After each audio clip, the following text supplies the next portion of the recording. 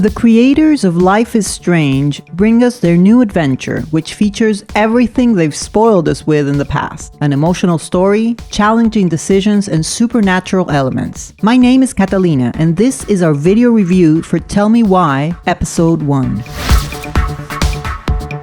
Tyler and Allison are twins, and before the events of Tell Me Why, they have been estranged for 10 years. A traumatic event during their childhood has broken them apart, and now, after being reunited, they're willing to put this past behind them and start over. But things don't turn out as they planned, and they will need to revisit their past once more before really coming to terms with it and moving on. Tell Me Why is the new proposal from Don't Nod, the French studio that first gave us Life is Strange and the less famous Remember Me and Vampire. All their games usually explore current problems such as racism, homophobia, and social oppression by offering stories with a strong dramatic component but which always call upon our emotions. Don't Nod wants their games to trigger conversations beyond the game itself, and in the case of Tell Me Why, it touches upon a central theme for the studio: memories of the past that we can't leave behind. As we've grown accustomed to with Life is Strange, we are once again in the presence of an episodic game. In this case, the difference is that chapters will be released once a week, an ideal model to keep us from forgetting details and avoid an excessively long wait. Tell Me Why lets us control the siblings, and this introductory episode focuses on showing us the relationship between them.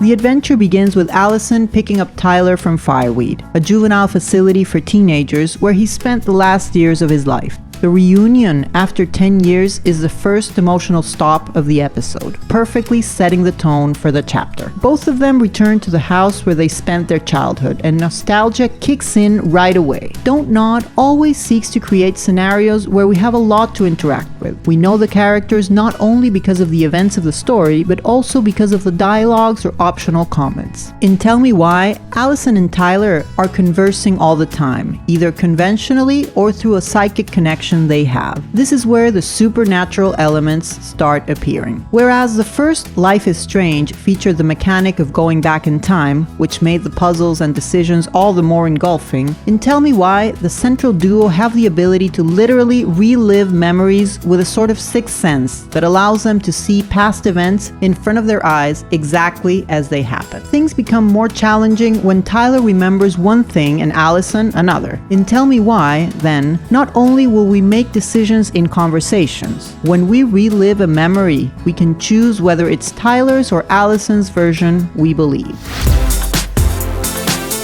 It's difficult to know the long-term impact of the decisions we make, but for now, we'll just have to settle for this first chapter. The truth is that the game is filled with dilemmas. As with Life is Strange, Tell Me Why knows how to make us uncomfortable when making a choice, and in turn, these choices appear to us more and more in disguise. Telltale Games spoiled us by giving us instant feedback when we did something that had some kind of repercussion in the plot. Don't Nod has a more organic narrative approach, like the butterfly effect. Sometimes the most minuscule, least likely action has a consequence. This became very clear in Life is Strange too, and in this new game we have so many levels of narrative options, dialogue, interactions with the stages, and memory reconstruction that we feel like we're weaving a pretty complex spiderweb. On the other hand, Tell Me Why surprises us with several ingenious puzzles featuring the style that we'd expect from a graphic adventure. One in particular involves opening a door with a very special lock. The option of knocking this door down is available, but it's not without its consequences. In another, we'll have to gather data to extract crucial information from a character, and we may very well fail if we don't explore correctly. There is no right or wrong choice in Tell Me Why. We also cannot lose, and failing at a puzzle is also a decision. As can be expected in this game, it's a story that gets us hooked. We quickly grow fond of Tyler and Allison, and the pace of the game slows down at times to offer some very intimate moments with them, almost contemplative. Same as in the first Life is Strange, the supernatural and the mundane go hand in hand to the point of making our protagonists feel like down-to-earth heroes with which we can easily relate. As mentioned above, Don't Nod always seeks to create an impact on the industry, and Tell Me Why is no exception. The twins must face a terrible trauma from their childhood, the death of their mother. This is particularly hard for Tyler because thinking of his past means is thinking about his transition as a trans kid and the intolerance he had to endure at the time.